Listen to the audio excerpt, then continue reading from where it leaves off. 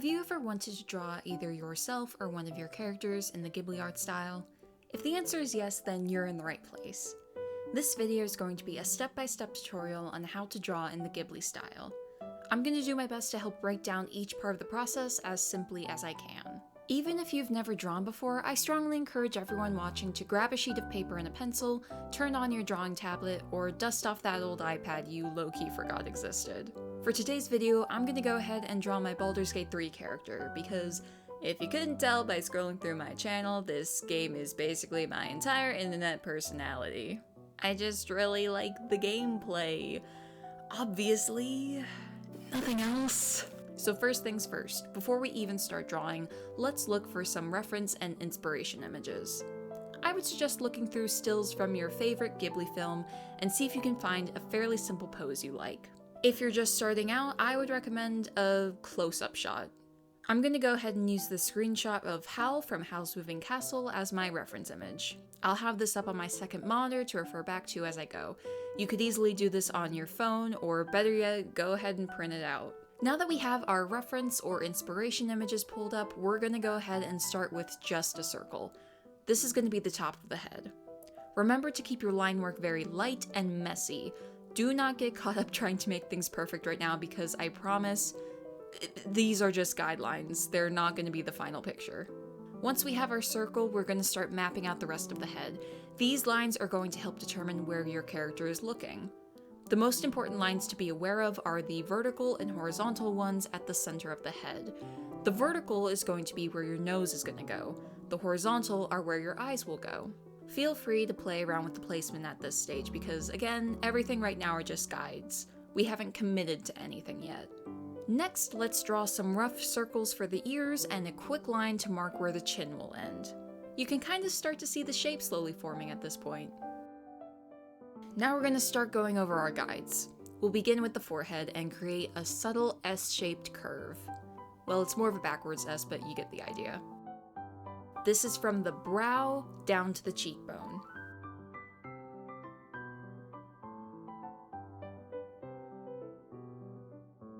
From the cheekbone, we're going to do a gentle swoop down to the chin. Now the line should kind of look like a really tall 3.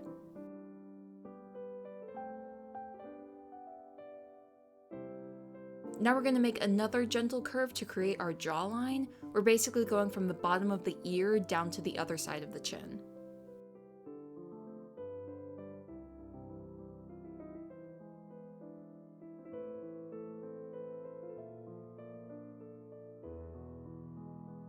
Next, we're going to mark where our neck will start. Refer to your reference image as much as you need to get the thickness right.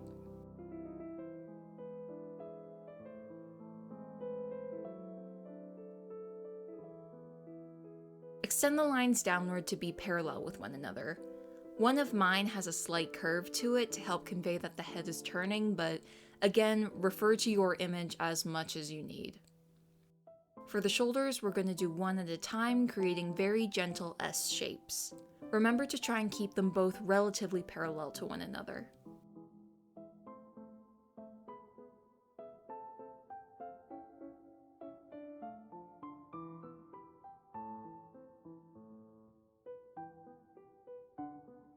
Ears can be tough for some people, so let's go ahead and refer back to the Ghibli images. Here I was able to actually find an image of Howl with his ear exposed, so I could get a better idea of how to approach the shape. It's actually pretty simple, only containing 3 lines total. We're going to start with a C shape for the outside of the ear, following the curve of that messy guide we made beforehand.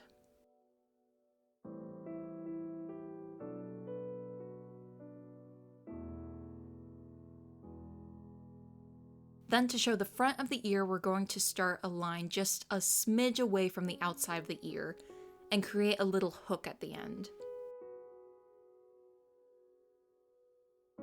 For the inside of the ear, we're going to do another C curve but smaller and coming from around the upper middle of our hooked line. Now since my character's an elf, I'm going to go ahead and follow the lines of the ear upward until they meet together in a slight point. I can then extend my hooked line as well to easily adjust the overall proportions.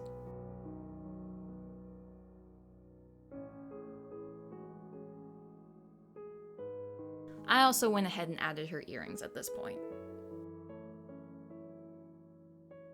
Now on to the exciting part, the face. If you're working digitally like I am, I would highly suggest creating a brand new layer, as it will make tweaking the proportions and details a whole lot easier. If you're working on paper, that is absolutely fine. I would just suggest keeping your line work as light as possible until you're certain you're happy with the results. To start off, let's begin with the nose. I personally love beginning with the nose because it really helps just center the face overall and makes finding the placement of everything else so much easier. Mark a line about halfway between your eye line and your chin. This will be the bottom of the nose.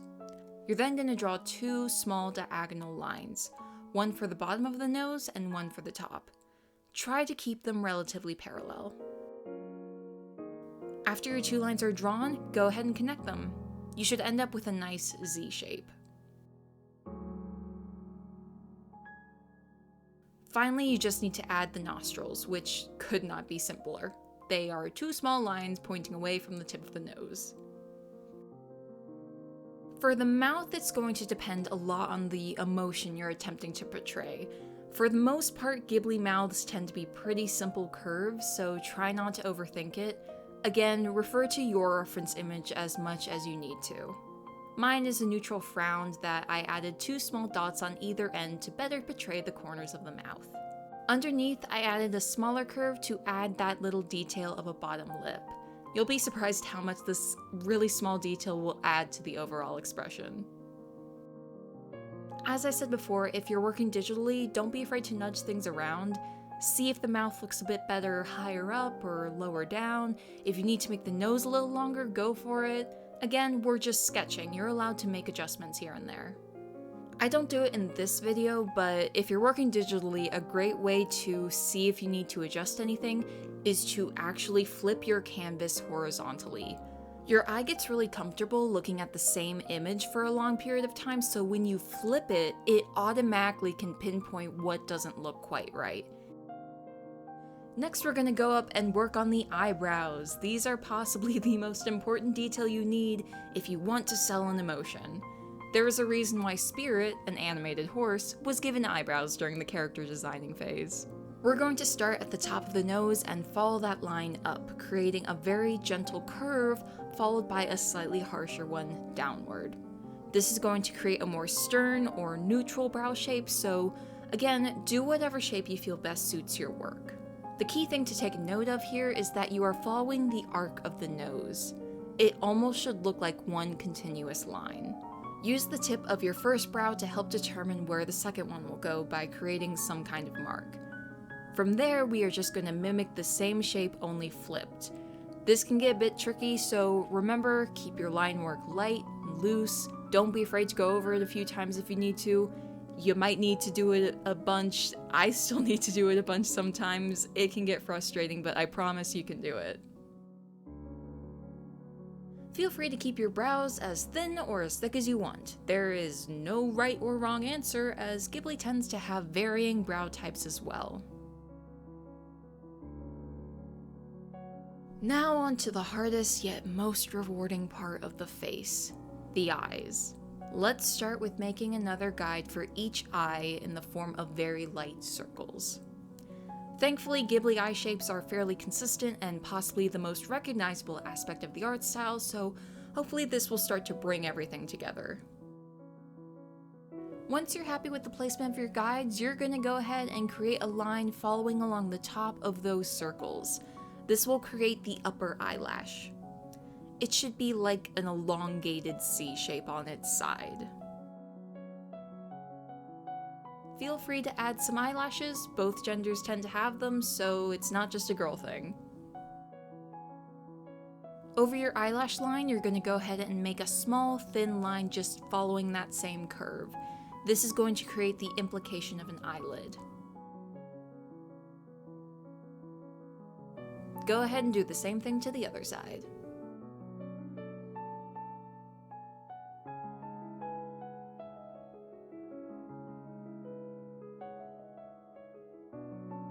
For the bottom of the eye, we're going to make a thin line following the bottom of the circle, Note that this is less of a C shape and shouldn't touch any other line. For the iris, we're just going to go ahead and make some light ovals. Depending on your expression, this might vary, but for me, generally the top of the oval should be covered by the eyelash line. Don't be discouraged if you have to redraw this a bunch of times. Getting an eyeline to look right is kinda tricky and can end up looking a bit wonky at first. It's just a bunch of trial and error, so again, keep your line work light so you can easily adjust as needed.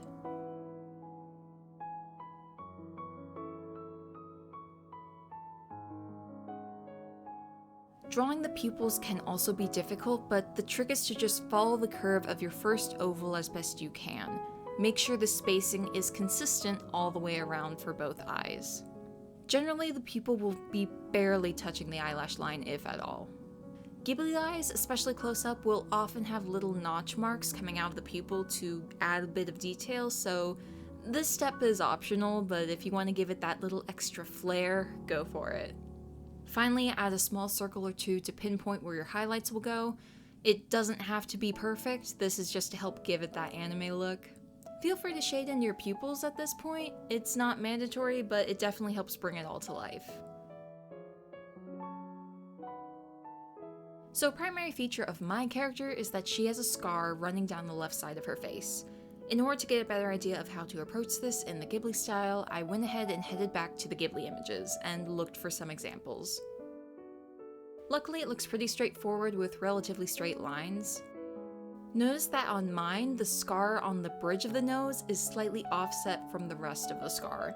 This is to better show the depth and overall curvature of the face when passing from one part of the nose down to the cheek. Now onto my favorite part, the hair. If you're working digitally, go ahead and make another layer just like what we did for the face. Now my character has a pretty defined hairstyle with a signature swoop at the front. I looked at Ghibli hairstyles, and while a lot of them have pretty similar bangs, I did find that Arietti has a very close hairstyle to what I'm looking for, even with a small little swoop at the front. So the first thing to figure out when you are drawing hair is to figure out where the hair is growing from. I know my character parts her hair slightly to the side, which is what gives her that swoop. So I'm gonna go ahead and draw a little V parallel to where the left eyebrow starts. From here, I'm gonna start carving out the form of the swoop.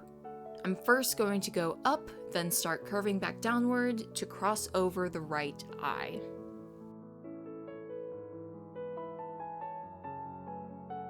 Honestly, after this main part, it's kind of hard to be technical as you can pretty much do whatever you want once you've established where the hair starts.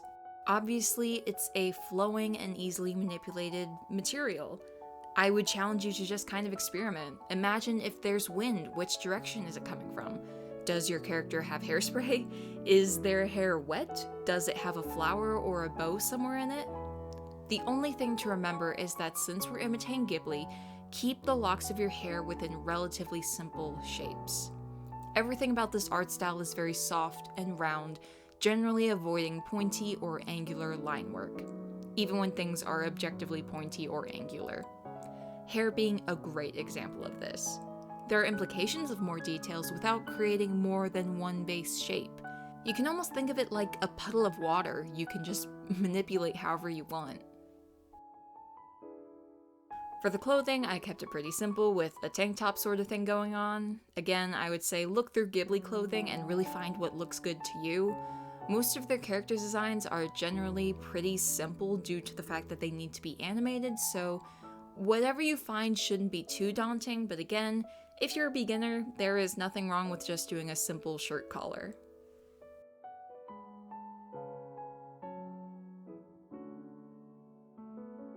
And congrats! You have made it through the hardest part. Now, if you're satisfied with this, you could absolutely stop here. But if you want to render it out a bit farther, then we're gonna need to add some line art and color, which honestly both are pretty straightforward. If you're working digitally, I would suggest taking all of your sketch layers and putting them in a folder, and then lower that folder's opacity. You're then gonna make a new layer above all of them. If you're working on paper, you can actually just go straight to line art with a pen of your choice, the thinner the better. Same for digital. Find a nice clean pen brush and make the thickness about, I'd say 5 or 6. You then are literally just going to trace over your work. If you're a beginner, feel free to play around with any stabilization functions your software might have, but I wouldn't rely too heavily on it, as sometimes it really is just better to leave it off, like for smaller details especially. I would recommend making new layers for the head, face, hair, and clothes just like you did for the sketch.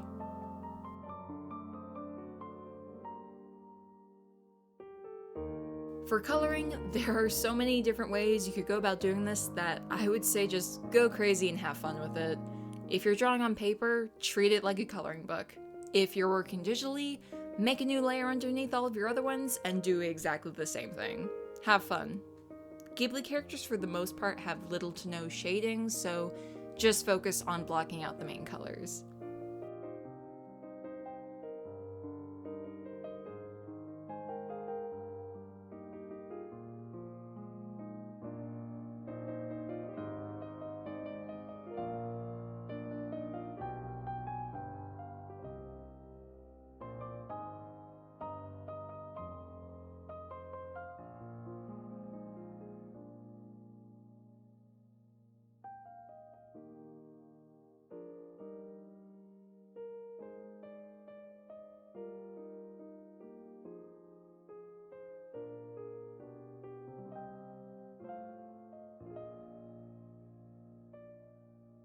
And there you go, your own Ghibli masterpiece.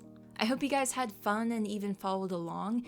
If you did, feel free to tag me on Blue Sky because I would love to see all of your drawings. If you have any questions about something that I might have skimmed over, or you're just confused on a part of the drawing, feel free to ask in the comments and I will do my best to help. As always, thank you guys so much for watching and I will see you in the next one. Bye!